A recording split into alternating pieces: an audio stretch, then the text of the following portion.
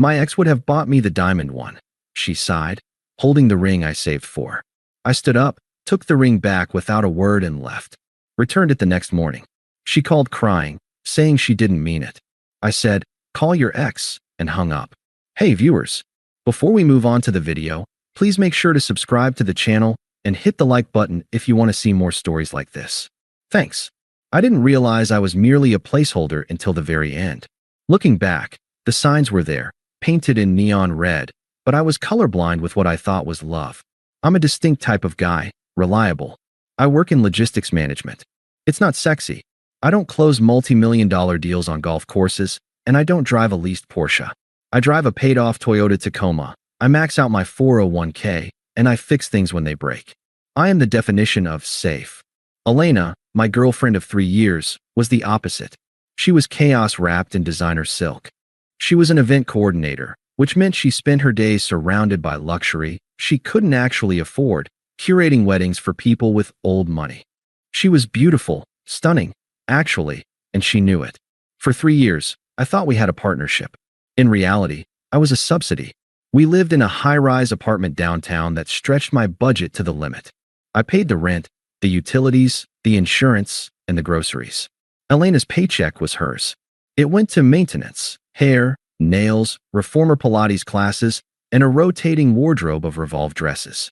Because I covered the boring survival costs, she felt wealthy. She walked around with the confidence of a trust fund baby, completely ignoring the fact that the roof over her head was being held up by my overtime hours. And then there was Julian. Julian was the ex. He was the ghost that haunted our apartment. He was a commercial real estate developer, loud, flashy, and significantly older than her. They had dated for a year before me. According to Elena, it ended because he was toxic and emotionally unavailable. But God, did she miss the lifestyle. It was a constant, low-level hum of comparison. Julian used to take me to Cabo for the weekend, not just camping. She'd say while we were packing the truck for a trip to the lake. Julian never made me pump my own gas. She'd mutter if we stopped at a station in the rain. Julian knew the owner of this place. She'd sigh if we had to wait 20 minutes for a table. I absorbed it all. I took it on the chin. I told myself she was just venting. I told myself that she was with me because she valued loyalty over money. I convinced myself that I was the good guy who saved her from the toxicity, and that eventually, she'd appreciate the stability I offered. I was an idiot. The dynamic came to a head in November. Elena's car, a used BMW she insisted on buying despite the high mileage, blew a gasket. The repair bill was $2,400.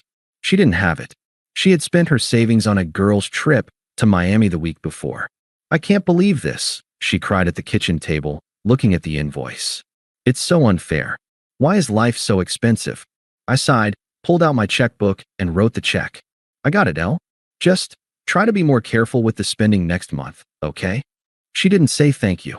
She looked at the check, then at me, and said, "You know, when I wrecked my car with Julian, he just leased me a new one the next day.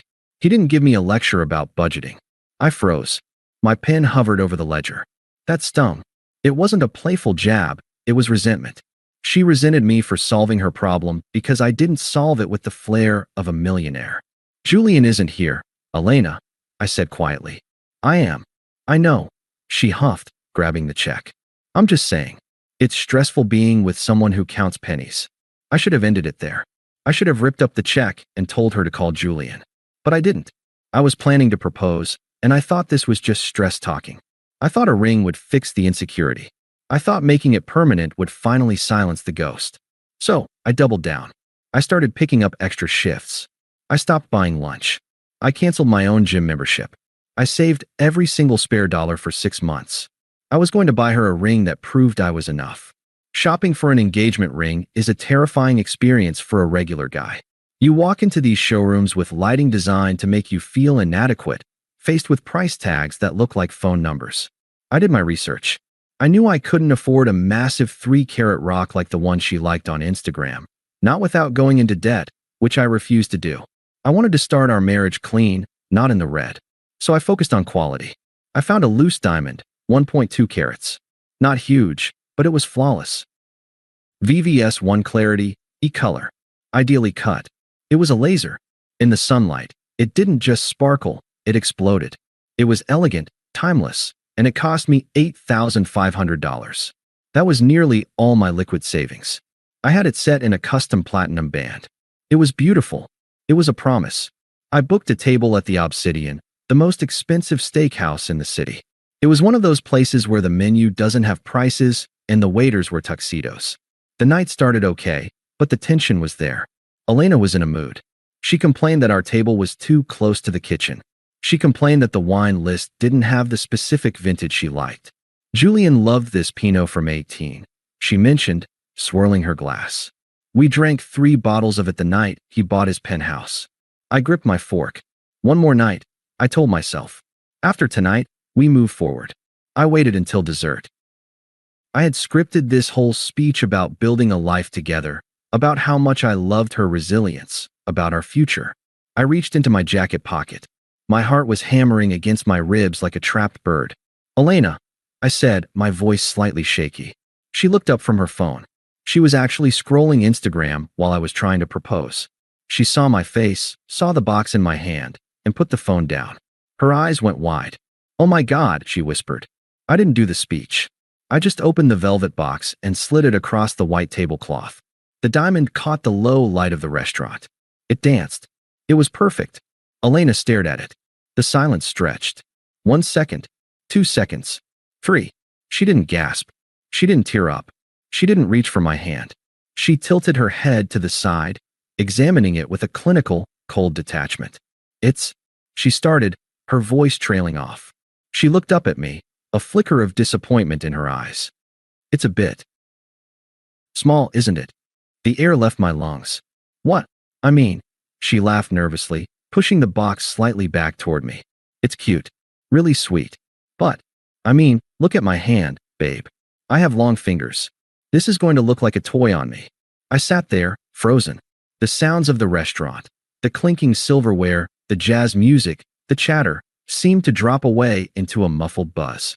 "It's a flawless cut, Elena," I managed to say. "I saved for 6 months for that stone." She rolled her eyes. A literal eye roll. I know. You work hard. It's just," she sighed, a long, heavy exhale that sounded like she was tolerating a toddler's drawing. "Julian's fiancée just posted her ring yesterday. It's a 3-carat emerald cut. It's massive. I kind of thought you knew the standard. My ex would have bought me the diamond one, you know? Not whatever this is. My ex would have bought me the diamond one." Something inside me snapped. It wasn't a loud snap. It wasn't a violent rage. It was a mechanical failure.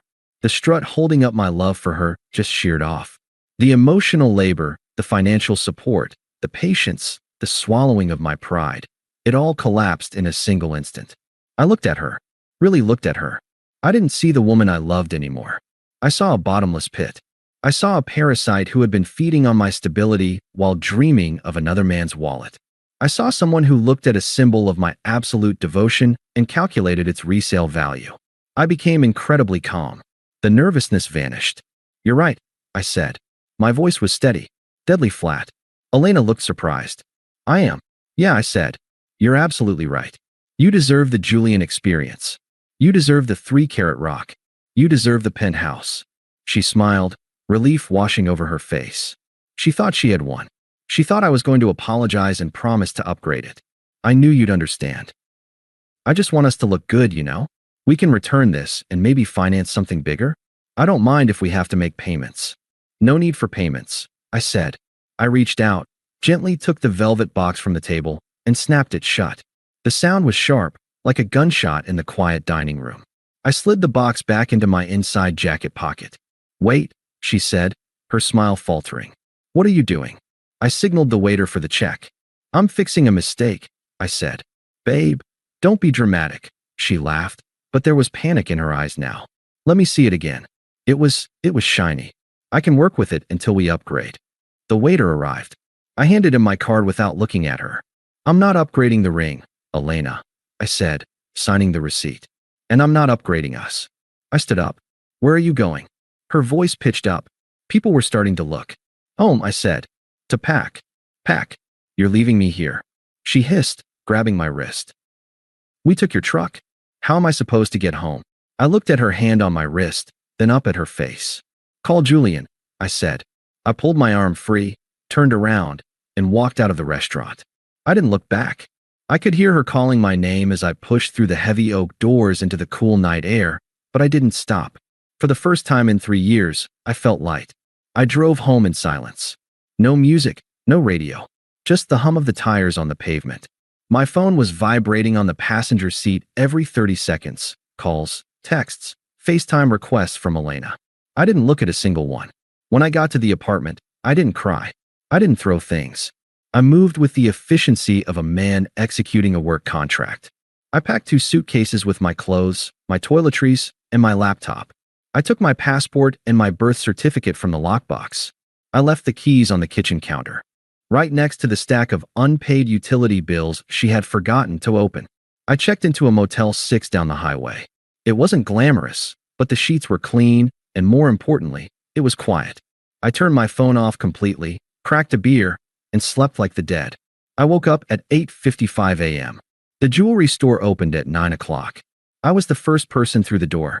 The sales associate, a nice older woman who had gushed over the ring just yesterday, looked confused when she saw me. Back so soon. Did it need resizing? She asked, smiling. I placed the box on the glass counter. I need to return it. Her smile vanished. Oh, I'm so sorry. Did she say no? She said it was too small. I corrected. She said her ex would have bought the big one. The woman's face went through a journey, shock, pity, and then a hardened look of understanding. She nodded slowly. I see. Well, sir, I can process the return, but because it was a custom setting, there is a restocking fee. It's in the contract you signed. It's 15%. I did the math in my head. 15% of $8,500 was $1,275. That was a lot of money. That was a mortgage payment. That was a new set of tires. Do it, I said without hesitation. Are you sure? You could exchange it for store credit if… I don't want store credit, I interrupted gently. I want to be done. Just run the card. I watched her type it in. I lost $1,275 in less than 24 hours. But as I walked out of that store with $7,225 refunded to my account, I didn't feel like I'd lost money. I felt like I had paid a ransom to get my life back. It was the stupid tax, and I paid it gladly. I sat in my truck and finally turned my phone on. It nearly crashed from the flood of notifications. 42 text messages, 12 missed calls. The texts ranged from anger to panic to bargaining. You embarrassed me. Where are you?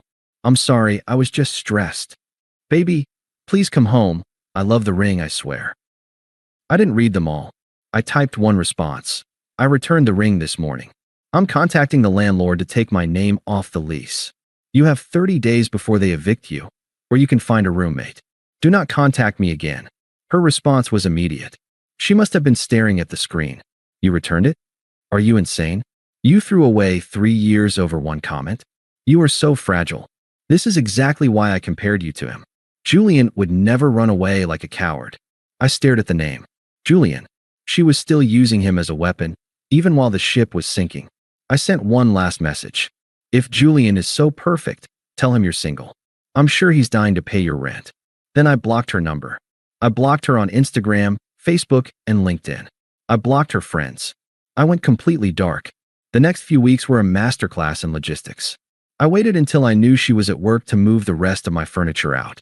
And I mean my furniture. I paid for the couch. I took it. I paid for the 65-inch OLED TV. I took it. I paid for the Dyson vacuum, the espresso machine, and the king-sized mattress. I took it all. When she came home that Tuesday, she walked into a hollow shell of an apartment. She had her clothes, her makeup, and her collection of empty wine bottles. Everything that made the place livable was in the back of a U-Haul headed to my new, smaller, cheaper apartment across town. The fallout was predictable. Since she couldn't reach me, she took to the internet. She posted vague, passive-aggressive quotes on her Instagram stories. Things like, "A real man handles a woman's emotions. He doesn't punish her for them, and trash takes itself out." Mutual friends sent me screenshots. I didn't respond. I didn't defend myself. I let her spin her narrative. But reality hits harder than an Instagram caption. Without my income, the subsidy was gone. Elena made $45,000 a year, but she lived like she made $150,000. The rent on the downtown apartment was $2,800. She couldn't even qualify for it alone. So, she did exactly what I told her to do. She called Julian. I heard about it through the grapevine. Apparently, she spun him a sob story about how I was controlling and abusive, how I was intimidated by her past with him. And Julian, the ex she had idolized for 3 years, he didn't swoop in like a knight in shining armor. He didn't propose with a 3-carat rock. He invited her over at 11 p.m. on a Tuesday. Elena thought she had won. She posted a picture of the view from his penthouse balcony with the caption, "Back where I belong." But she didn't move in. A week passed. Then 2. She was still living in our old apartment, frantically trying to sell her designer bags on Poshmark to make rent. Julian wasn't paying her bills. Julian wasn't leasing her a BMW. Julian was using her. It turns out, the ex enjoyed having his ego stroked. He liked having a beautiful woman come over whenever he snapped his fingers. But he didn't take her to Cabo. He didn't take her to 5-star dinners. He ordered Uber Eats and sent her home in the morning because he had an early meeting. She was no longer the girlfriend. She was the late-night option. Meanwhile, my life was undergoing a silent renaissance. I looked at my bank account at the end of the month. For the first time in 3 years, the number had gone up significantly. I hadn't paid for her Sephora hauls. I hadn't paid for her brunch tabs. I hadn't paid $200 for a date night, where I got critique for my choice of tie. I had an extra $3,000 sitting there.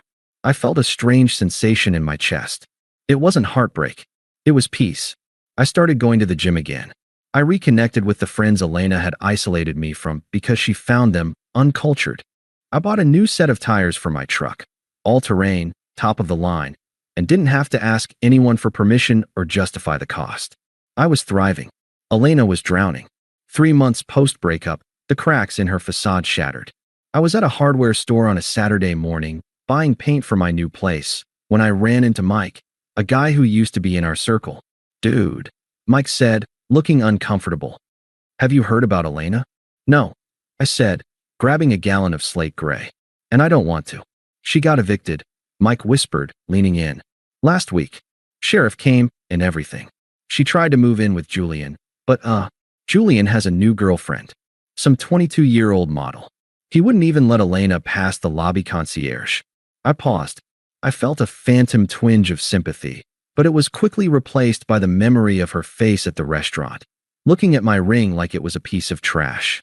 "That's tough," I said, putting the paint in my cart. "She's staying with her mom in the suburbs," Mike continued.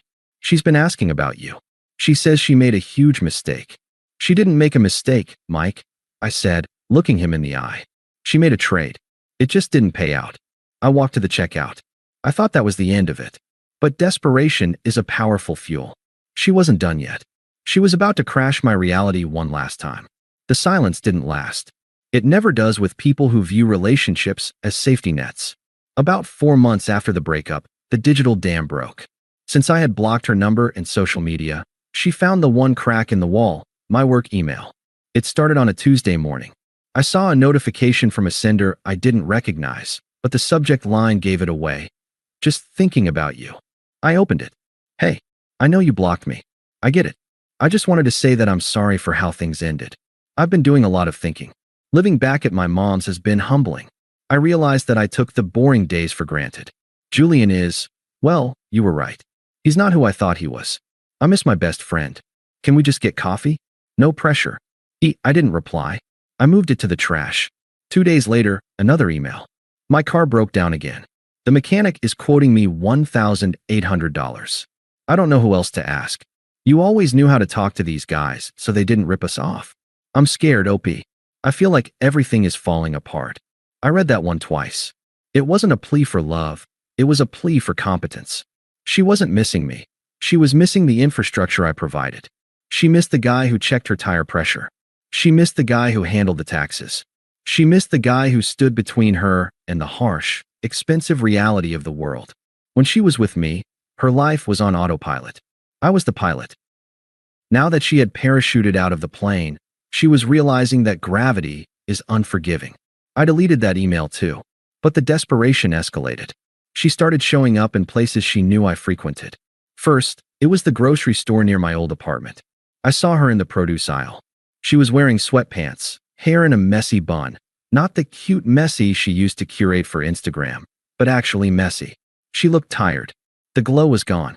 The maintenance money, the Botox, the facials, the high-end hair color had clearly dried up. I abandoned my cart and walked out the back exit before she saw me. A week later, she was parked outside my gym.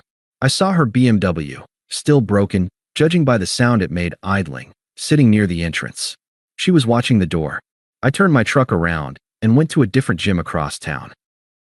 I wasn't hiding because I was afraid. I was hiding because I knew that if I spoke to her, I would have to look at the wreckage of a person I once loved, and I didn't want to give her the satisfaction of my pity. I was focusing on my own upgrade. I had started dating again, casually. A woman named Sarah. She was a nurse. She drove a Honda Civic, paid her own bills, and when I took her to a nice dinner, she tried to split the check. When I paid, she actually said thank you. It was refreshing. It was normal. It made me realize how twisted my reality had become with Elena. But I knew the confrontation was inevitable. Elena was running out of options, and when people like her hit the bottom, they don't climb. They try to drag someone else down to cushion the fall. It happened on a Friday evening. I was at a semi-formal mixer for a friend's marketing firm. It was held at a rooftop bar downtown, ironically, overlooking the restaurant where I had tried to propose. I was wearing a new suit. I looked good. I felt good. Sarah was on my arm, wearing a simple black dress, laughing at a joke my boss had made. Then I felt a hand on my bicep. The grip was tight. Desperate. I turned around. It was Elena. She must have seen my location on a mutual friend's social media post and crashed the event. She was wearing the same dress she wore to her cousin's wedding 2 years ago, but it fit differently now, looser. She looked gaunt. Her eyes were wide and frantic. "Can we talk?" she demanded. Her voice was too loud for the setting. Sarah looked at her, then at me. She sensed the history immediately. "I'm going to grab another drink," Sarah said softly, squeezing my hand before stepping away to give us space. That was class. I looked at Elena. "You shouldn't be here, Elena." "I have nowhere else to go," she hissed, tears instantly welling up. "You blocked me everywhere. You left me to rot. I left you to the life you asked for," I said calmly, taking a sip of my drink. "You wanted the Julian lifestyle. You went to get it." "Julian is a monster," she cried. A few heads turned nearby. "He used me, OP. He treated me like a prostitute. He kicked me out at 3 a.m. He laughed at me when I asked for help with rent." "That sounds terrible," I said. My tone was conversational, like we were discussing the weather. "It also sounds like none of my business." She recoiled, as if I had slapped her. "How can you be so cold? We were together for 3 years. We were going to get married. I saw the ring, OP. I know you loved me." "I did," I nodded. "I loved you enough to spend my life savings on a promise. And you looked at that promise and asked for a receipt." I was confused. She stepped closer, trying to grab my hand. Her palms were clammy. "I made a mistake. I don't care about the money anymore. I don't care about the diamonds. I just want you. I want my safe place back. Please. I'm drowning. I'm living in my mom's guest room. I'm drowning in debt. Just take me home. I'll be better. I swear." I looked at her. I didn't feel anger. I didn't feel triumph. I didn't even feel the urge to mock her. I just felt nothing. She was a stranger. A bad investment I had written off. I stepped back, out of her reach. "You're not listening, Elena," I said, my voice low and firm. "You didn't want me. You wanted a sponsor. You viewed our relationship as a transaction. You thought you were holding a winning lottery ticket with Julian, so you tried to trade up." She sobbed, shaking her head. No, it wasn't like that. It was exactly like that." I cut her off. "You tried to trade up, but the market crashed, and now you're trying to sell your shares back to me." I leaned in slightly, delivering the final verdict. "But I'm not buying anymore. I closed that account the minute you asked for a bigger rock." She stood there, mouth open, the tears streaking her makeup. She looked small. "Go home, Elena," I said. "Figure it out yourself. You're an adult." I turned my back on her. I walked across the rooftop terrace towards Sarah, who was waiting by the railing with a smile. I put my hand on the small of her back. "Everything okay?" Sarah asked. "Yeah," I said, looking out over the city lights. "Just tying up a loose end." I didn't look back to see if Elena was still standing there. I didn't need to. She was part of my history, a lesson learned in the cost of self-respect. I had paid the restocking fee. and I was finally completely free. Thanks for watching. Make sure to subscribe to the channel and hit the like button. What do you think about this story? Share it in the comments.